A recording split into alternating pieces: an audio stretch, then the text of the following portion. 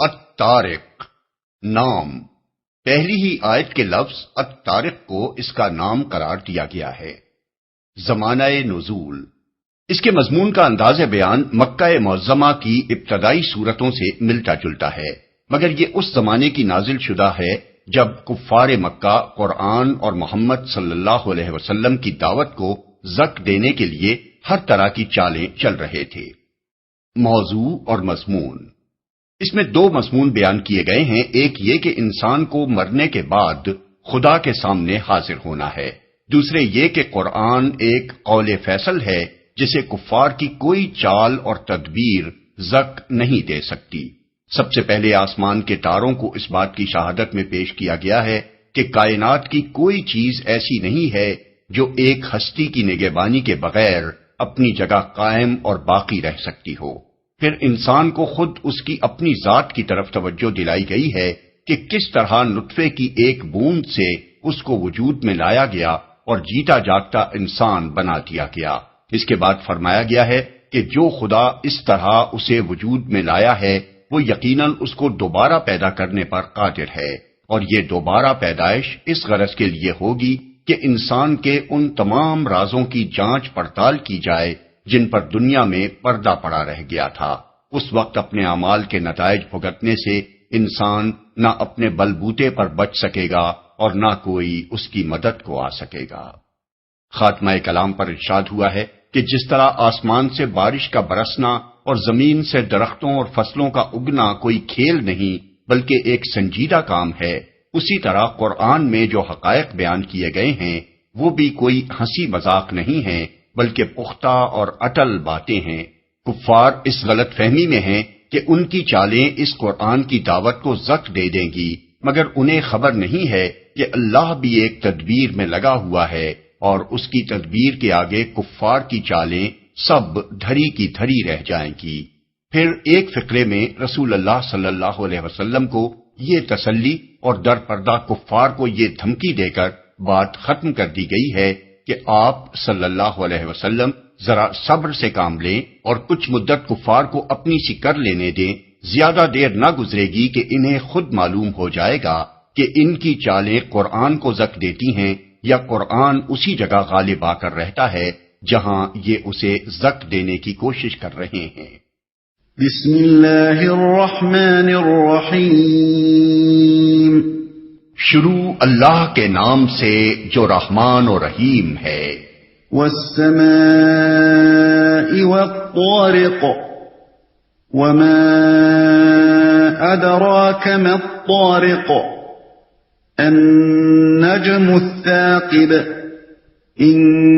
كل نفس لما عليها حافظ فلينظر الانسان مما خلق۔ قسم ہے آسمان کی اور رات کو نمودار ہونے والے کی، اور تم کیا جانو کہ وہ رات کو نمودار ہونے والا کیا ہے؟ چمکتا ہوا تارا۔ کوئی جان ایسی نہیں ہے جس کے اوپر کوئی نگہبان نہ ہو۔ پھر ذرا انسان یہی دیکھ لے کہ وہ کس چیز سے پیدا کیا گیا ہے جس کے اوپر کوئی نگہبان نہ ہو۔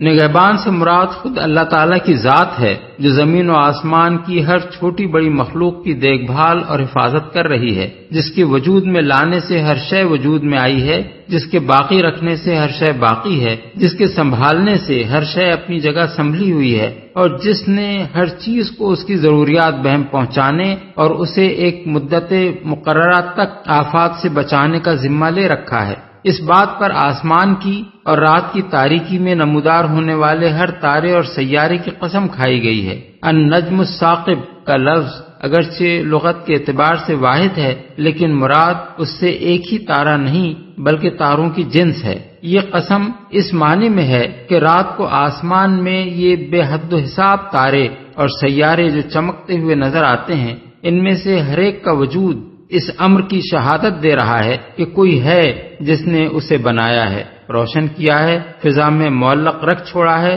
اور اس طرح اس کی حفاظت و نگہبانی کر رہا ہے کہ نہ وہ اپنے مقام سے گرتا ہے، نہ بے شمار تاروں کی گردش کے دوران میں وہ کسی سے ٹکراتا ہے۔ اور نہ کوئی دوسرا تارا اس سے ٹکراتا ہے۔ کس چیز سے پیدا کیا گیا ہے؟ عالم بالا کی طرف توجہ دلانے کے بعد اب انسان کو دعوت دی جا رہی ہے کہ وہ خود ذرا اپنی ہستی ہی پر غور کر لے کہ وہ کس طرح پیدا کیا گیا ہے۔ کون ہے جو باپ کے جسم سے خارج ہونے والے اربوں جرثوموں میں سے ایک جرثوم میں اور ماں کے اندر سے نکلنے والے بکثرت بیضوں میں سے ایک بیضے کا انتخاب کر کے دونوں کو کسی وقت جوڑ دیتا ہے اور اس سے ایک خاص انسان کا استقرار حمل واقع ہو جاتا ہے؟ پھر کون ہے جو استقرار حمل کے بعد سے ماں کے پیٹ میں درجہ بدرجہ اسے نشوونما دے کر اسے اس حد کو پہنچاتا ہے کہ وہ ایک زندہ بچے کی شکل میں پیدا ہو؟ پھر کون ہے جو رحم مادر ہی میں اس کے جسم کی ساخت اور اس کی جسمانی و ذہنی صلاحیتوں کا تناسب قائم کرتا ہے؟ پھر کون ہے جو پیدائش سے لے کر موت کے وقت تک اس کی مسلسل نگہبانی کرتا رہتا ہے، اسے بیماریوں سے بچاتا ہے، حادثات سے بچاتا ہے، طرح طرح کی آفات سے بچاتا ہے، اس کے لیے زندگی کے اتنے ذرائع بہم پہنچاتا ہے جن کا شمار نہیں ہو سکتا، اور اس کے لیے ہر قدم پر دنیا میں باقی رہنے کے وہ مواقع فراہم کرتا ہے جن میں سے اکثر کا اسے شعور تک نہیں ہوتا، وجہ کہ وہ انہیں خود فراہم کرنے پر قادر ہو۔ کیا یہ سب کچھ ایک خدا کی تدبیر اور نگرانی کے بغیر ہو رہا ہے؟ خلق من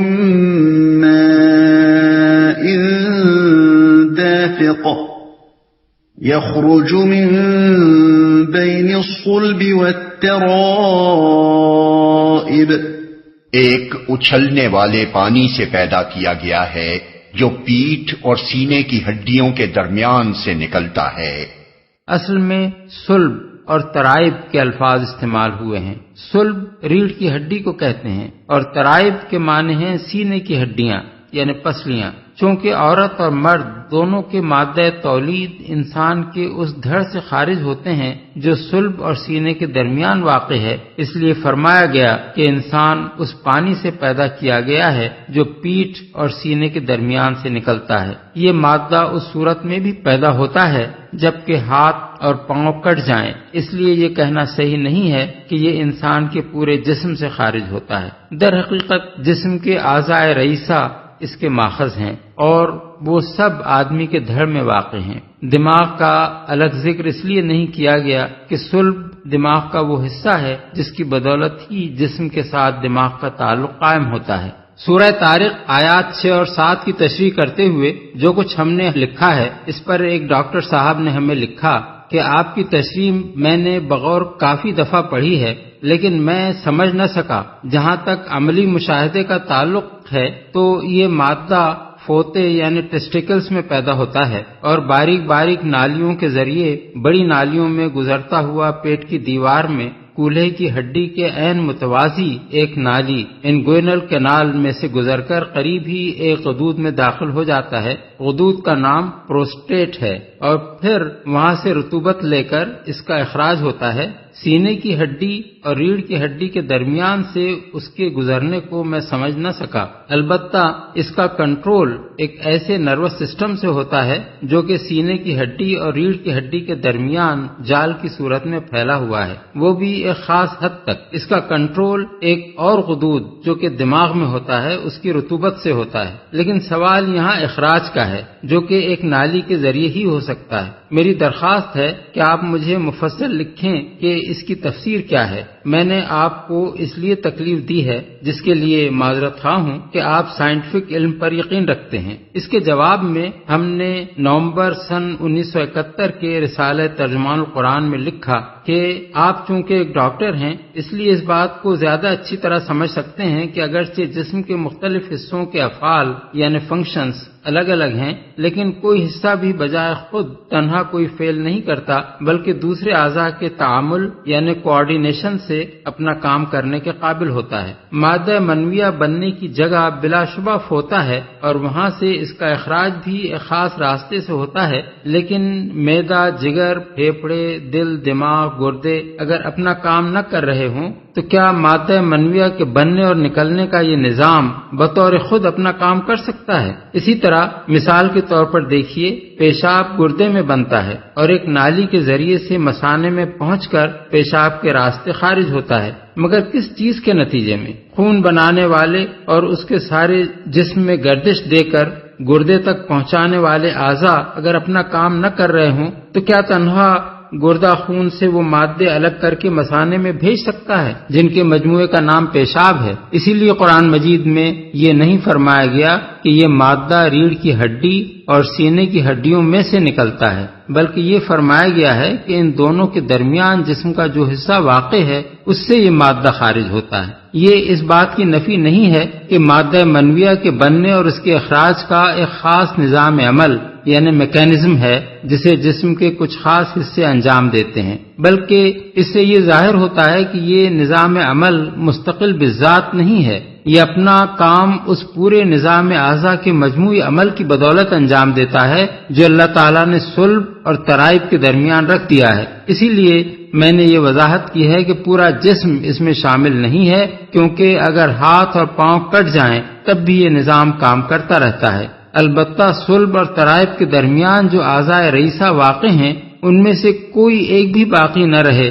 تو یہ نظام اپنا عمل جاری نہیں رکھ سکتا۔ اس سوال جواب کو پڑھنے کے بعد دو مختلف مقامات سے دو ڈاکٹروں نے ہمیں جو طبی معلومات بہم پہنچائی ہیں وہ درج ذیل ہیں۔ علم الجنین یعنی امبرایولوجی کی روح سے یہ ثابت شدہ حقیقت ہے کہ جنین یعنی فیٹس کے اندر انثیین یعنی ٹیسٹس یعنی وہ غدود جن سے مادہ منویہ پیدا ہوتا ہے ریڑھ کی ہڈی اور پسلیوں کے درمیان گردوں کے قریب ہوتے ہیں، جہاں سے بعد میں یہ آہستہ آہستہ فوتوں میں اتر جاتے ہیں۔ یہ عمل ولادت سے پہلے اور بعض اوقات اس کے کچھ بعد ہوتا ہے، لیکن پھر بھی ان کے اعصاب اور رگوں کا منبع ہمیشہ وہی مقام یعنی بین الصلب والترائب ہی رہتا ہے، بلکہ ان کی شریان یعنی آرٹری پیٹھ کے قریب شہرگ یعنی آرٹا سے نکلتی ہے اور پورے پیٹ کا سفر طے کرتی ہوئی ان کو خون مہیا کرتی ہے۔ اس طرح حقیقت میں انثیین پیٹھی کا جز ہیں جو جسم کا زیادہ درجہ حرارت برداشت نہ کرنے کی وجہ سے فوتوں میں منتقل کر دیے گئے ہیں۔ علاوہ بریں مادہ منویہ اگرچہ انثیین پیدا کرتے ہیں اور وہ کیسہ منویہ یعنی سیمینل ویسیکلز میں جمع ہو جاتا ہے، مگر اس کے اخراج کا مرکز تحریک بین الصلب والترائب ہی ہوتا ہے، اور دماغ سے اعصابی رو جب اس مرکز کو پہنچتی ہے تب اس مرکز کی تحریک یعنی ٹریگر ایکشن سے کیسہ منویہ سکڑتا ہے اور اس سے مائع دافق پچکاری کی طرح نکلتا ہے۔ اس لیے قرآن کا یہ بیان ٹھیک ٹھیک علم طب کی جدید تحقیقات کے مطابق ہے۔ إِنَّهُ عَلَى رَجْعِهِ لَقَادِرٌ، یقیناً وہ خالق اسے دوبارہ پیدا کرنے پر قادر ہے۔ یعنی جس طرح وہ انسان کو وجود میں لاتا ہے اور استقرار حمل کے وقت سے مرتے دم تک اس کی نگہبانی کرتا ہے، یہی اس بات کا کھلا ہوا ثبوت ہے کہ وہ اسے موت کے بعد پلٹا کر پھر وجود میں لا سکتا ہے۔ اگر وہ پہلی چیز پر قادر تھا اور اسی قدرت کی بدولت انسان دنیا میں زندہ موجود ہے تو آخر کیا معقول دلیل یہ گمان کرنے کے لیے پیش کی جا سکتی ہے کہ دوسری چیز پر وہ قادر نہیں ہے؟ اس قدرت کا انکار کرنے کے لیے آدمی کو سرے سے اس بات ہی کا انکار کرنا ہوگا کہ خدا اسے وجود میں لایا ہے، اور جو شخص اس کا انکار کرے اس سے کچھ بعید نہیں کہ ایک روز اس کے دماغ کی خرابی اس سے یہ دعویٰ بھی کرا دے کہ دنیا کی تمام کتابیں ایک حادثے کے طور پر چھپ گئی ہیں، دنیا کے تمام شہر ایک حادثے کے طور پر بن گئے ہیں، اور زمین پر کوئی اتفاقی حادثہ ایسا ہو گیا تھا جس سے تمام کارخانے بن کر خود بخود چلنے لگے۔ حقیقت یہ ہے کہ انسان کی تخلیق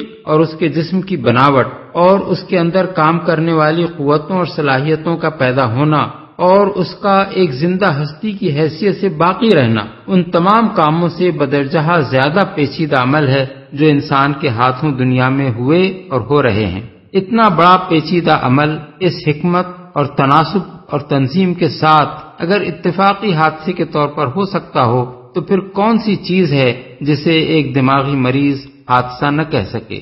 يَوْمَ تُبْلَى السَّرَائِرُ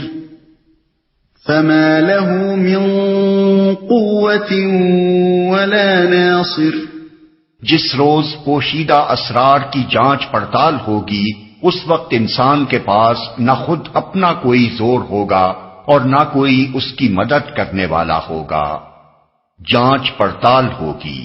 پوشیدہ اسرار سے مراد ہر شخص کے وہ اعمال بھی ہیں جو دنیا میں ایک راز بن کر رہ گئے، اور وہ معاملات بھی ہیں جو اپنی ظاہری صورت میں تو دنیا کے سامنے آئے، مگر ان کے پیچھے جو نیتیں اور اغراض اور خواہشات کام کر رہی تھیں اور ان کے جو باطنی محرکات تھے، ان کا حال لوگوں سے چھپا رہ گیا۔ قیامت کے روز یہ سب کچھ کھل کر سامنے آ جائے گا، اور جانچ پڑتال صرف اسی بات کی نہیں ہوگی کہ کس شخص نے کیا کچھ کیا، بلکہ اس بات کی بھی ہوگی کہ کس وجہ سے کیا، کس غرض اور کس نیت اور کس مقصد سے کیا۔ اسی طرح یہ بات بھی ساری دنیا سے، حتیٰ کہ خود ایک فعل کرنے والے انسان سے بھی مخفی رہ گئی ہے کہ جو فعل اس نے کیا اس کے کیا اثرات دنیا میں ہوئے، کہاں کہاں پہنچے اور کتنی مدت تک چلتے رہے۔ یہ راز بھی قیامت ہی کے روز کھلے گا، اور اس کی پوری جانچ پڑتال ہوگی کہ جو بیج کوئی شخص دنیا میں بو گیا تھا، اس کی فصل کس کس شکل میں کب تک کٹتی رہی اور کون کون اسے کاٹتا رہا۔ والسماء ذات الرجع والأرض ذات الصدع إنه لقول فصل وما هو بالهزل۔ قسم ہے بارش برسانے والے آسمان کی اور نباتات اگتے وقت پھٹ جانے والی زمین کی، یہ ایک جچی تلی بات ہے، ہنسی مذاق نہیں ہے۔ آسمان کی، آسمان کے لیے ذات رج کے الفاظ استعمال کیے گئے ہیں۔ رج کے لغوی معنی تو پلٹنے کے ہیں، مگر مجازاً عربی زبان میں یہ لفظ بارش کے لیے استعمال کیا جاتا ہے، کیونکہ وہ بس ایک ہی دفعہ برس کر نہیں رہ جاتی، بلکہ بار بار اپنے موسم میں اور کبھی خلاف موسم پلٹ پلٹ کر آتی ہے اور وقتاً فوقتاً برستی رہتی ہے۔ ایک اور وجہ بارش کو رجا کہنے کی یہ بھی ہے کہ زمین کے سمندروں سے پانی بھاپ بن کر اٹھتا ہے اور پھر پلٹ کر زمین ہی پر برستا ہے۔ ہنسی مذاق نہیں ہے، یعنی جس طرح آسمان سے بارشوں کا برسنا اور زمین کا شق ہو کر نباتات اپنے اندر سے اگلنا کوئی مذاق نہیں ہے بلکہ ایک سنجیدہ حقیقت ہے، اسی طرح قرآن جس چیز کی خبر دے رہا ہے کہ انسان کو پھر اپنے خدا کی طرف پلٹنا ہے، یہ بھی کوئی ہنسی مذاق کی بات نہیں ہے بلکہ ایک دو ٹوک بات ہے، ایک سنجیدہ حقیقت ہے، ایک اٹل قول حق ہے جسے پورا ہو کر رہنا ہے۔ إنهم يكيدون كيدا وأكيد كيدا فمهل الكافرين أمهلهم رويدا۔ یہ لوگ کچھ چالیں چل رہے ہیں اور میں بھی ایک چال چل رہا ہوں، پس چھوڑ دو اے نبی ان کافروں کو، ایک ذرا کی ذرا ان کے حال پر چھوڑ دو۔ چالیں چل رہے ہیں یعنی یہ کفار اس قرآن کی دعوت کو شکست دینے کے لیے طرح طرح کی چالیں چل رہے ہیں، اپنی پھونکوں سے اس چراغ کو بجھانا چاہتے ہیں، ہر قسم کے شبہات لوگوں کے دلوں میں ڈال رہے ہیں، ایک سے ایک جھوٹا الزام تراش کر اس کے پیش کرنے والے نبی پر لگا رہے ہیں تاکہ دنیا میں اس کی بات چلنے نہ پائے اور کفر و جاہلیت کی وہی تاریکی چھائی رہے جسے چھانٹنے کی وہ کوشش کر رہا ہے۔ ایک چال چل رہا ہوں، یعنی میں یہ تدبیر کر رہا ہوں کہ ان کی کوئی چال کامیاب نہ ہونے پائے اور یہ آخر کار منہ کی کھا کر رہیں اور وہ نور پھیل کر رہے جسے یہ بجھانے کے لیے ایڑی چوٹی کا زور لگا رہے ہیں۔ ان کے حال پر چھوڑ دو، یعنی انہیں ذرا مہلت دو کہ جو کچھ یہ کرنا چاہیں کر دیکھیں، زیادہ مدت نہ گزرے گی کہ نتیجہ ان کے سامنے خود آ جائے گا اور انہیں معلوم ہو جائے گا کہ میری تدبیر کے مقابلے میں ان کی چالیں کتنی